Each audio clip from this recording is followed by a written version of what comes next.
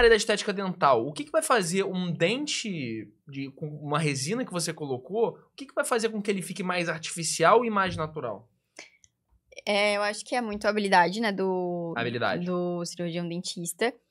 E especificamente em relação à lente, né? Se eu for fazer uma lente mais artificial, provavelmente ela vai ser mais grosseira, maior, né? Maior do que o dente deveria ser. Mais branca, um branco mais opaco, digamos. Porque nas resinas, principalmente, a gente tem... O nosso dente tem várias camadas, né? Uhum. Então tem a camada de dentina, que é aquela camada mais de dentro, que é uma camada mais opaca. Então a gente tem resinas que vão simular, exatamente, a dentina. E depois tem a camada de esmalte, que é a camada mais externa de um dente. Uhum. Essa camada de esmalte, ela é mais translúcida, então ela é um pouco mais transparente. E aí a gente tem resinas também que simulam essa camada. Então, a gente tem que utilizar, por exemplo, para fazer um dente, às vezes eu utilizo 5 tipos de resina diferentes. Caramba! E eu acho que pessoas que fazem resinas um pouco mais artificiais, às vezes usam só aquela parte mais opaca, pra ficar aquele branco mais, uma economia de material, talvez. Pode ser também. Uma economia e às vezes querem fazer talvez muito rápido, porque a resina ela é um procedimento que demora muito tempo. Então, Nossa. assim, às vezes eu fico 5 horas com o paciente na cadeira pra fazer um caso de resinas. Caramba, jura? Mas 5 horas pra fazer uma resina? Não um dente, mas assim, um caso de 6 dentes, por exemplo, 6 dentes. de canino a canino. Às vezes a gente fica 5 horas, às vezes eu sempre peço pro paciente voltar também pra gente fazer uma consulta de refinamento, pra ver se tem algum detalhe, alguma coisa que ele não gostou também, fazer um polimento final. Então, é um procedimento demorado, né?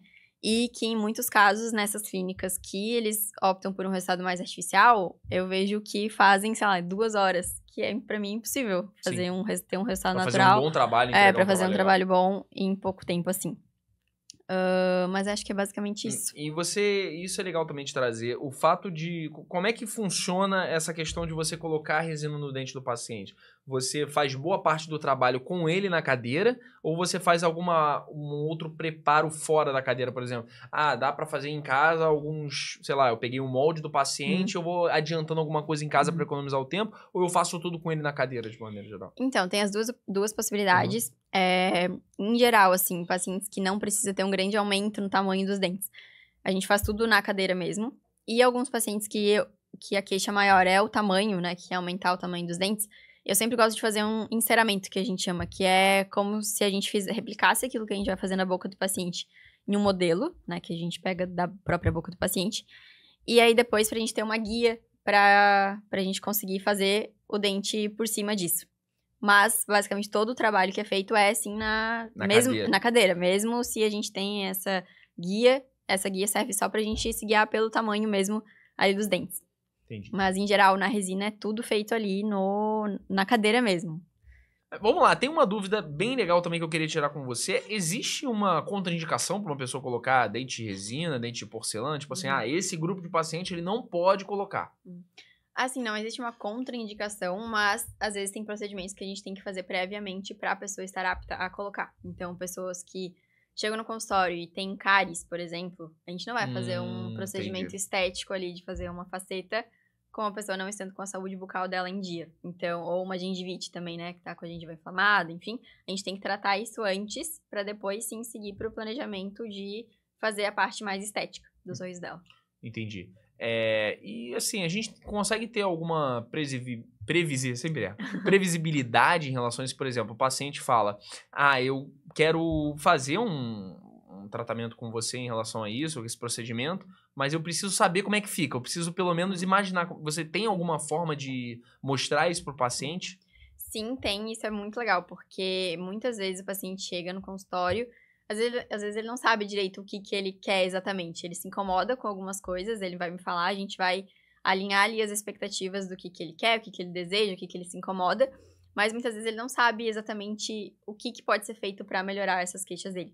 Então, a gente consegue fazer até na primeira consulta, quando é essa queixa mais estética, um ensaio restaurador, que é o quê? É como se fosse um teste mesmo de como vai ficar o sorriso do paciente. Então, eu vou colocar ali as resinas, claro que não vai ficar exatamente igual no resultado que a gente vai ter depois. Não vai ficar aquele Photoshop feio, né? Não, até porque, como eu falei antes, né, demora às vezes 5 horas pra gente fazer um tratamento completo. Então, ali vai ser rapidinho, eu vou colocar resinas, mais ou menos só pra ele ver o que dá pra fazer, no caso dele. Porque muitas vezes também a pessoa chega com um sorriso ideal de, quero um sorriso igual ao fulano. É, isso, Muitas nossa, vezes isso não acontece. dá, sabe? Isso acontece em todas as áreas, né? Eu quero ter o sorriso da, sei lá, da Angelina Jolie. Eu quero ter exatamente os dentes dela. Não, não é assim que não funciona. é assim que funciona. Então, a gente consegue, nesse momento ali da consulta, de realmente alinhar as expectativas do paciente com o que vai ser possível fazer pro caso dele. Então, a gente coloca as resinas, ele vê o sorriso dele, geralmente a pessoa já gosta, já quer ficar assim. Só que, né, obviamente, Tem todo um processo. tem todo um processo ali no momento que eu faço esse testezinho. É sem aquela colinha que a gente coloca, né, pra realmente colar as resinas. Então, depois é super fácil de tirar. Só pra realmente ele ter uma noção de como vai ficar. Então, a gente tira foto, ele se vê, ele consegue mostrar depois pra namorado, mãe, sei lá, pra mostrar. Vai ficar assim. Vou ficar mais ou menos assim. E daí, principalmente pra ver em relação ao tamanho, ao formato, às vezes até pessoas que... Às vezes até pra mim é bem interessante fazer isso pra eu ter um planejamento mais claro e se eu vou conseguir trazer um resultado estético agradável pro paciente, porque...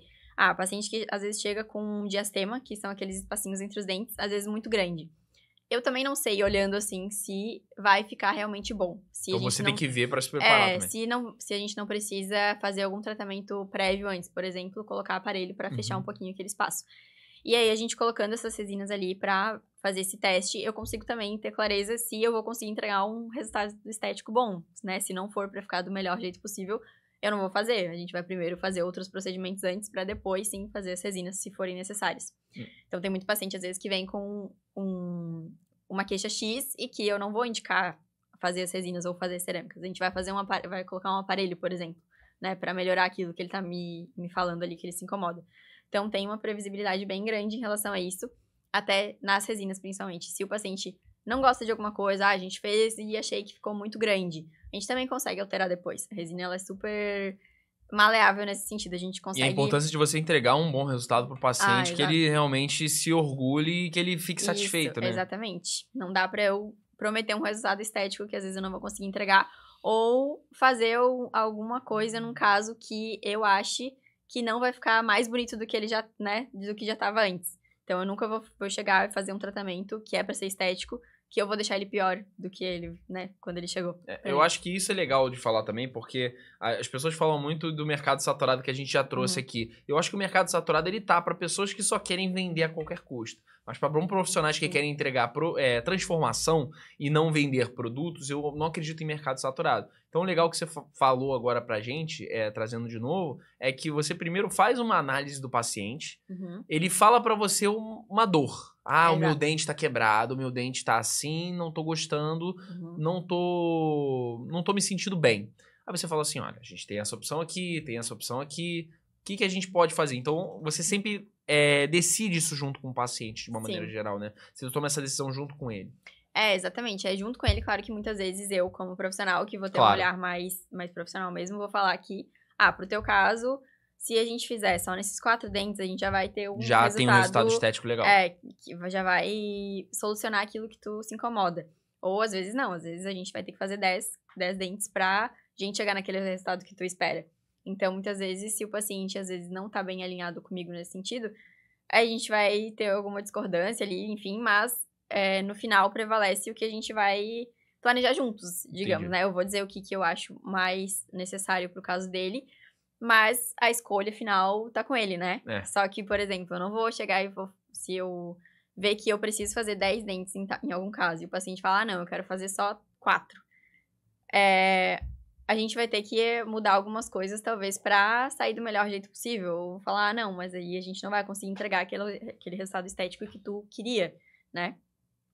Então, isso é bem importante, isso pra alinhar bem as expectativas. Não dá pra gente fazer... às vezes, o paciente quer uma super transformação e ele vai querer fazer 4 dentes, por exemplo. Às vezes, não vai ter aquela transformação que ele queria, né? Então, a gente tem que estar alinhados nesse sentido, assim, das expectativas estarem alinhadas. Entendi. Então, você tá falando pra mim da importância do alimento de expectativa. Sim. E é uma curiosidade, já chegou, às vezes, você não chegar a um acordo com o paciente e você não realizar um procedimento nele? Não, acho que não. Acho que é bem difícil isso acontecer, assim. Geralmente a gente entra num acordo. Num consenso. No consenso, exato. Às vezes fica também com ele a opção de fazer de cerâmica ou de resina. E aí eu mostro pra ele as limitações que vão ter no caso dele. Por exemplo, se é um caso que eu acho que vai ficar muito melhor sendo de cerâmica. Às vezes, paciente que tem muitas restaurações nos dentes, ou tem dentes muito de cores um pouco diferentes, né, de cada um, eu acho que vai ficar melhor com a cerâmica. E aí o paciente opta por fazer de resina. A gente pode fazer de resina, não tem problema. Mas aí eu vou deixar bem claro todas as limitações que podem ter no tratamento, né? Pra ele também não chegar no final e, putz, eu não queria que fosse assim, mas, né, gente... Você deixar bem claro também todas as mudanças e tudo que vai acontecer. Peraí, não vai embora não. Se você acabou de assistir esse corte, dá o like, comenta, interage aqui com o vídeo para ajudar a gente e dá uma olhada aqui no canal de corte. Se você gostar de outro, acompanha, ver se te interessa ver mais alguma coisa. E claro, o episódio completo desse corte que você acabou de assistir está disponível já no canal oficial do podcast Bússola Profissional. Te espero lá.